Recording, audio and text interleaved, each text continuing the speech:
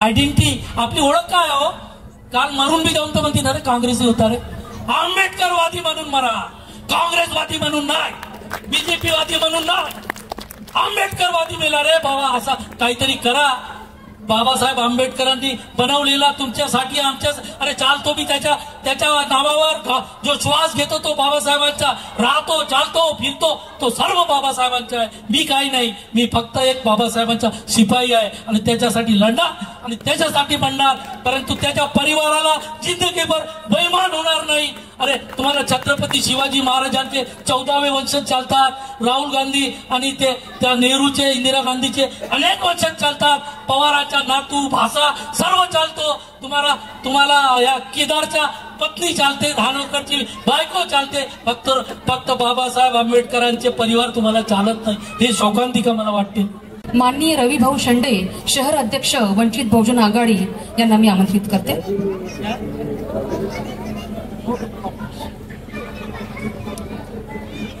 आजच्या या निवडणूक प्रचार सभेत उपस्थित दक्षिण पश्चिम विधानसभेचे तळपदार उमेदवार, युवा उमेदवार, प्रकाश आंबेडकर साहेबांचे कट्टर समर्थक आदरणीय विनयजी भांगे आणि मंचावर उपस्थित सर्व माझे सहकारी बंधू आणि आपण इथे या संघर्षामध्ये, या लढाईमध्ये सामील झालेले सर्व उपासक उपासिका, बौद्ध बंधू भगिनींनो आणि विद्यार्थ्यांनो, निवडणूक आली म्हणजे मत मागायला येते माणूस. कोणी शिवाई देते, अरे तू असाच आहे, तू तसाच आहे, तुने हे केलास का, तुने ते केलास का. प्रश्न मोठा प्रश्न आहे. आपण प्रश्न करतो, साले व्होट कोणाला द्यायचा. आम्ही 156 रिपब्लिकन पार्टी आहेत, तोही आपला उभा असतो, तोही आपला उभा असतो. तुम्हाला प्रश्न पडतो की मी व्होट कोणाला द्यायचं. असं 40 वर्षापासून मी तरी पाहत आलो. कितीतरी पार्ट्या बघितल्या, अनेक पार्ट्या, सर्व पार्ट्या म्हणतात मी फुले शाहू आंबेडकरवादी विचारधाराचा राष्ट्रीय अध्यक्ष आहोत. अनेक राष्ट्रीय अध्यक्ष आपण बघितले आहे. आता व्होट कोणाला द्यायचा. मी 40 वर्षापासून मी पण अनेक नेत्यांसोबत काम केलं आहे. नामांतरापासून महाबोधी महाविहार संघर्ष समितीपासून भन्ते नागार्जुन सुरेश ससाई, त्यानंतर इतक्या वर्षानंतर खैरलालजी, शेवटपर्यंत तो भैयालाल भोतमांगेची लढाई लढलो, सुप्रीम कोर्टमध्ये गेलो, सर्व काही केलं. परंतु मला या समाजाची लढाई कोण लढेल, 156 रिपब्लिकन पार्टी लढेल की बीएसपी लढेल, किंवा त्यामुळे त्रासलेला संपूर्ण समाज हा काँग्रेसमय झाला, हा काँग्रेसच्या शरण गेला, कोणी बीजेपी मध्ये गेला. म्हणजे आपल्या बाबासाहेब आंबेडकरांनी स्थापन केलेली जी संघटना होती ते कुठे गेली. त्याचे काय हाल आहेत. किती % वोटिंग भेटते. उमेदवार उभे राहतात, तो 100 वोट, 200 वोट, 400 वोट, 500 वोट, जमानत जप्त, कुठे आपले उमेदवार पडले, सर्व पडले, कोणी निवडून आला नाही. परंतु ह्या 2018 मध्ये असा चमत्कार बघितला मी. असा चमत्कार बघितला की जेव्हा भीमा कोरेगाव त्याला 200 वर्ष पूर्ण झाले होते आणि संपूर्ण भारतातून अनेक बौद्ध अनुयायी, फुले शाहू आंबेडकरांना मानणारा मोठा वर्ग जेव्हा त्या भीमा कोरेगाव मध्ये त्या शूरवीर महार सैनिकांना श्रद्धांजली देण्यासाठी गेला, तर षड्यंत्र करून तो भिडे आणि तो एकबोटे यांनी षड्यंत्र करून आपल्या लोकांवर हल्ला केला. पिल्लेवान सही बात आहे की नाही. पिल्लेवान तुम कहते ना बस से. आणि तरी पण सांगतो, ह्या लोकांनी इतका तिरस्कार या बौद्धांचा करतात. हे लोक अजूनही आपण समजलो नाही आम्ही कुठे आहोत. आणि त्यानंतर आदरणीय प्रकाश आंबेडकर साहेबांनी धनगर, माळी, साळी, पेंढारी, गवार, काय म्हणतात ढोर, या सर्व समूहांना घेऊन एक आघाडी तयार केली. तिचं नाव ठेवलं वंचित बहुजन आघाडी. 43-44 लाख पहिल्याच वोटिंग मध्ये, पहिल्याच लोकसभेत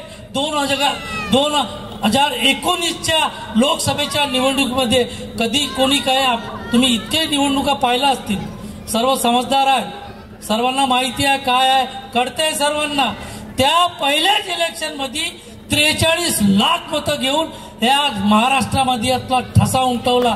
काँग्रेस घाबरली, बीजेपी घाबरली आणि साहेबांनी फक्त त्यानंतर आम्हाला तुम्ही 25 वर्षापासून ज्या सीटा हारता, काँग्रेस 25 वर्षापासून जितूच शकत नाही, त्या 15 सीट मागितल्या की आम्हाला लढू द्या, बाकीच्या 33 तुम्ही लढा. परंतु काँग्रेसने काही आपल्याला मदत केली नाही, आम्हाला बोलवलं नाही. आम्हाला काँग्रेस ही असा पक्ष आहे, बीजेपी तर सर्वात नंबर 1चा हरामखोर पक्ष आहे, माहित आहे तुम्हाला. मनुवादी आहे, भांडवलवादी आहे, जातीवादी आहे, त्याचे किती नाव ठेवायचे माहित आहे तुम्हाला. परंतु ह्या काँग्रेसच्या बद्दलही सांगतो मी, हा काही कमी नाही. मी बाबासाहेब आंबेडकरांना 2 वेळा पाडणारा काँग्रेस पक्ष होता. बाबासाहेबांना संविधान सभेचे दार बंद करणारा हा काँग्रेस पक्ष होता. मुंबईमधूनही हरवलं आणि भंडाऱ्यातही हरवलं. किती नाकानं गोष्ट सांगतात हे काँग्रेसवाले, मला सांगा, याचं उत्तर द्या. या काँग्रेस काय उत्तर आहे? आणि प्रकाश आंबेडकर त्यांचे नातू आहे. आज 35 वर्षापासून त्या अकोल्यामध्ये आमची सत्ता आहे, प्रकाश आंबेडकर साहेबांची सत्ता आहे. अनेक महापौर, अनेक जिल्हा परिषद अध्यक्ष, अनेक आमदार, भीमराव केराम, दशरथ भांडे आणि मकराम पवार सारखे अनेक आमदार बाबासाहेबांनी आपल्या भरोश्यावर, आपल्या पक्षावर स्वाभिमानाने निवडून आणले. काँग्रेसची मदत घेतली नाही आणि बीजेपीची मदत घेतली नाही. याला म्हणतात स्वाभिमानी बाणा. तुम्ही बघता, एक आमदारकी भेटते तर दाढीवाला कुठे जाते आणि दुसरी आमदारकी भेटते तर शेंडीवाला कुठे जाते, तुम्हाला माहिती आहे. सांगायची काही सविस्तर गरज नाही, माहिती आहे. ह्या सर्व गोष्टी तुम्हाला कायच्यासाठी? एक आमदारकीसाठी. अरे माझ्या प्रकाश आंबेडकर साहेब, जर आंबेडकर नाव आहे ना, पूर्ण जिंदगी खासदार आणि मंत्री बनू शकला असता. फक्त आंबेडकर नाव काफी आहे. परंतु त्यांनी त्याची कधी पर्वा केली नाही. एकही वेळा काँग्रेस बीजेपी सोबत त्यांनी युती केली नाही. त्यांनी युती केली फक्त विश्वनाथ प्रताप सिंग यांच्यासोबत युती केली आणि 3 ठराव मांडले की त्यांनी तैलचित्र बाबासाहेब आंबेडकरांच्या लोकसभेमध्ये लावं, बौद्धांना महाराष्ट्रामध्ये सवलती द्यावा. ह्या सर्व घडवून आणल्यानंतर विश्वनाथ प्रताप सिंगांनी इतकं मोठं पुण्याचं काम केलं. या महाराष्ट्रातील बौद्धांना सवलती दिल्या, परंतु बौद्ध बेईमान आहे. दुसऱ्यांदा त्या विश्वनाथ प्रताप सिंगाला निवडून नाही दिलं, तुम्ही काँग्रेसला निवडून दिलं. का दिलं? याचं उत्तर तुमच्याकडे आहे का माझ्याकडे आहे? काय गुन्हा केला होता विश्वनाथ प्रताप सिंगांनी? बौद्धांना सवलती दिल्या? नाही, आम्ही खरंच बेईमान आहोत. बरेच विद्वान, गुणवंत विद्वान, बाबासाहेबांपेक्षा स्वतःला विद्वान समजणारे या नागपूर शहरात अनेक लोक आहेत. माहिती आहे मला. 156 रिपब्लिकन पार्टी आहेत, त्याच्यात बहुजन समाज पार्टी आहे, त्याच्याही वर विश्वास केला, परंतु रिझल्ट 0 आला. परंतु हा बंदा तो म्हणतो, आमचा प्रकाश आंबेडकर साहेब, मी बाबासाहेबांचा रक्त आहे, नातू आहे, मी बेईमानी करू शकत नाही आणि कधी बेईमान झालेही नाही. सांगा मला एकदा तरी काँग्रेस आणि बीजेपी सोबत. आणि हे म्हणतात हे बीजेपीची बी टीम आहे. तुम्हाला एक प्रश्न करतो मी. प्रकाश आंबेडकर साहेब अकोल्यामधून 11 निवडणूक लढले. किती? 11 निवडणूक लढले लोकसभेच्या. त्याच्यामधून 9 हारले. किती हारले? 9 हारले आणि 2च निवडणुका त्यांनी जिंकल्या. अगर भाजपाची बी टीम ही वंचित बहुजन आघाडी असती तर आम्ही हारलो असतो का? हारलो असतो. 11 वेळा जिंकून आलो असतो. हा अंधविश्वास, हा खोटा प्रचार, हे आपलेच लोक, आंबेडकर परिवाराला बेईमान झालेले लोक असा प्रचार चालवतात. मी काय बोलू? बोलण्यासारखं खूप आहे. 1 घंटा याची पोलखोल करून ठेवू शकतो, परंतु ते आता वेळ नसल्यामुळे करत नाही. तुम्ही मला दीक्षाभूमी, एक आपलं पवित्र स्थान आहे ना, सर्व मानता दीक्षाभूमीला, सर्व मानता ना? तुम्हाला माहित आहे कुंभमेळा भरतो. कुंभमेळा तुम्हाला समजतो ना सर्वांना? कुंभमेळा जेव्हा नाशिकमध्ये, उज्जैनमध्ये, इलाहाबादमध्ये इकडे तिकडे भरतो, त्याच्यातही 20-30 लाख लोक जातात आणि सरकार काय करते माहित आहे? त्याच्यात 1000 करोड कुंभमेळ्यासाठी जागोजागी त्याची हे करते ते करते फलाना करते. 1000 करोड. माझ्या दीक्षाभूमीवर 25-30 लाख लोक संपूर्ण भारतातून येतात. किती करोड रुपये देते सरकार? देते का जी? अरे तुम्ही आपल्या जवळचे पैसे खर्च करून त्यांना जेवण देता, पेंडाल बांधता, सर्व काही करता, तुम्ही लोक करता, पण हे सरकार कधी करते का? कुंभमेळ्यासाठी देते, मग आमच्या दीक्षाभूमीसाठी का देत नाही? हा सवाल माझा आहे. विचार करा तुम्ही, का देताय? अधिकार नाही? अरे तुम्ही एक अगरबत्तीचा पुडा घेता ना, या किराणाच्या दुकानातून तुम्ही टॅक्स पेड आहात, तुमची जीएसटी कटते, तुम्ही सर्व इन्कम टॅक्स पेड लोक आहात. इथं एक गरीब माणूस साबण घेते तर त्याच्यावर जीएसटी कटते, परंतु हे आपल्या पैशावर आणि 1,500 रुपये देतात तर आपल्या खिशातून देतात. अजित पवाराच्या घरून जातात का पैसे? किंवा फडणवीसच्या घरातून जातात? तुम्ही दिलेली जीएसटी, तुम्ही दिलेला टॅक्स, त्याच्यातून हे पैसे तुम्हाला वाटतात आणि 2च महिन्यामध्ये तेलाचे भाव 200 रुपयांनी वाढवतात. 2च महिन्यात 200 रुपयांनी वाढत. डाळ, तूळ हे सर्व आपले भाव पाहून घ्या तुम्ही काय झाले. हे वसूल कसे करून राहिले तुम्हाला कळतच नाही. 1500 देतात आणि 15,000 रुपये काढून घेतात. मागच्या 5 वर्षापूर्वी आपल्याला इलेक्ट्रिकचे बिल 200, 400, 500 रुपये येत होते की नाही? 800 रुपये येत होते, पण त्या 800 रुपये बिल वाल्याला आज 8,000 बिल येते. हे काय लुटमार आहे. यांना विचारा, जो वोट मागायला आला त्याला, अबे 200 युनिट बिजली फ्री कर आणि जे आज 8 रुपये युनिट घेतोस त्याचे 4 रुपये दर कर. ह्या गरीबासाठी करायचे असेल हे 1500 नको देऊ, हे चुत्या नको बनवू. 2 रुपये 200 युनिट बिजली फ्री कर. टॅक्स किती वाढले? घराचे प्रॉपर्टी टॅक्स किती वाढले? हा महागाई सहन होते का तुम्हाला? सहन होते? याच्यासाठी कसे लढणार तुम्ही? कोण लढणार याच्यासाठी? प्रकाश आंबेडकर साहेबांवर विश्वास ठेवून एकदा आडीपाडीनं आपली सत्ता भोगतात, कधी काँग्रेस कधी बीजेपी, आणि आम्हाला वेगळं ठेवतात. अरे या बाबासाहेब आंबेडकरांचं आयडेंटिटी, आपली ओळख काय हो? काल मरून बी जाऊन तर म्हणते अरे काँग्रेसी होता रे. आंबेडकरवादी म्हणून मरा, काँग्रेसवादी म्हणून नाही, बीजेपीवादी म्हणून नाही. आंबेडकरवादी मेला रे बाबा. असा काहीतरी करा.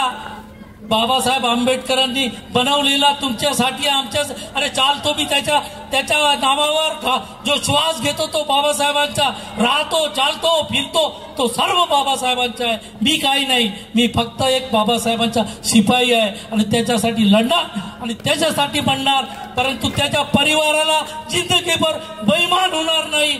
अरे तुम्हाला छत्रपती शिवाजी महाराजांचे 14वे वंशज चालतात, राहुल गांधी आणि त्या नेहरूचे, इंदिरा गांधीचे अनेक वंशज चालतात, पवारांच्या नातू भाषा सर्व चालतो. तुम्हाला या केदारच्या पत्नी चालते, धानोरकरची बायको चालते, फक्त बाबासाहेब आंबेडकरांचे परिवार तुम्हाला चालत नाही. हे शोकांतिका मला वाटते. का बरं चालत नाही? अरे कमीत तुमच्यावर बाबासाहेबांचे उपकार आहेत, मग त्यांच्या परिवाराचे काय दुश्मनी आहे? काय गुन्हा केला त्यांनी? काय गुन्हा केला त्या परिवारांनी? एकदा राजगृहात जाऊन पहा काय परिस्थिती आहे म्हणून. आजही माईसाहेब आंबेडकर चालता होत नाही तरी रस्त्यावर येतात तुमच्यासाठी. भीमराव आंबेडकर साहेब भारतीय बौद्ध महासभा चालवतात आणि एकच नेता आहे प्रकाश आंबेडकर. तो ज्या इतिहास गवाह आहे त्या काळामध्ये बाबासाहेब नेहरू आणि गांधीला आपल्या तर्कबुद्धीने परास्त करत होते, हारवत होते, माहित आहे ना नेहरू आणि गांधीला. आणि आज त्यांचा नातू ह्या शरद पवार आणि राहुल गांधी आणि फडणवीस यांना हारवायला निघाला आहे. यांना साथ दिलं पाहिजे की नाही? याला साथ दिला पाहिजे की नाही? हे तुमच्याशी प्रश्न आहे माझा. मी जास्त पुन्हा कधी संपर्कात येईन, तुमच्याशी बोलीन, परंतु बाबासाहेब आंबेडकरांना बैमान होऊ नका. त्यांचा परिवार आज फार संकटात आहे, जेलमध्ये टाकतात, कधी नक्षली म्हणतात आणि आम्ही काहीच करत नाही. प्लीज बाबासाहेब आंबेडकरांवर एक तरी विश्वास ठेवा. इतके लाख होतं, एकही पार्टी आपली मिळू शकली नाही. एक मोठी पार्टी तयार झाली होती. काँग्रेसला वारंवार भीती आहे की अगर हा पक्ष, हे घाबरतात कुणाला? फक्त फुले शाहू आंबेडकरवाद्यांना. हा समाज जर संघटित झाला तर आपली वाट लागली समजा बीजेपीने काँग्रेसची. म्हणून प्रकाश आंबेडकर साहेबांना कधी एक संघटित होऊ देत नाही. मागच्या निवडणुकीमध्ये संविधानाचा ढोंग करून आरक्षण वाचवायचा ढोंग करून त्यांनी तुमची मतं मिळवली आणि काल परवा सुप्रीम कोर्टाचा जो वर्गीकरणाचा निर्णय आला त्याचं स्वागत काँग्रेसनं केलं. हे तुम्हाला समजलं पाहिजे.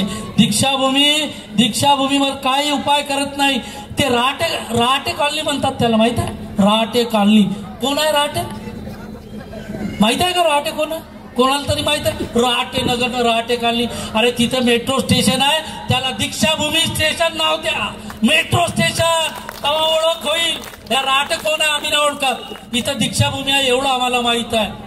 ह्या सर्व हे संघर्षाची लढाई आहे. हे विचारवंत विकले घेणारे किती असो हे तुम्हाला भटकवत राहतील. एकदा फक्त आंबेडकर परिवारावर विश्वास ठेवा, आंबेडकरांवर विश्वास ठेवा आणि ह्या कामाला लागा. विनय भाऊंना प्रचंड बहुमताने निवडून आणा. ह्या विधानसभेमध्ये तुम्हाला 25 वंचित बहुजन आघाडीचे आमदार दिसले पाहिजेत. आम्ही एका काँग्रेसवाला आला काल परवा, अनिस अहमद ज्याचं नाव होतं, मंत्री होता, 3 वेळा आमदारही निवडून आला. तो त्यानं त्रासला काँग्रेसकडून आणि आपल्या जवळ आला. मोठ्या याच्यात तिकीट घेतलं, त्याला तिकीटही दिली सन्माननीय साहेबांनी. परंतु हे काँग्रेस एवढी बदमाश आहे,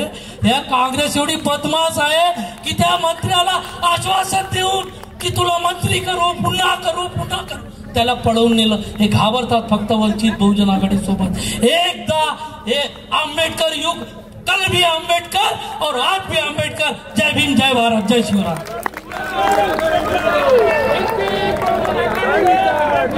धन्यवाद सर.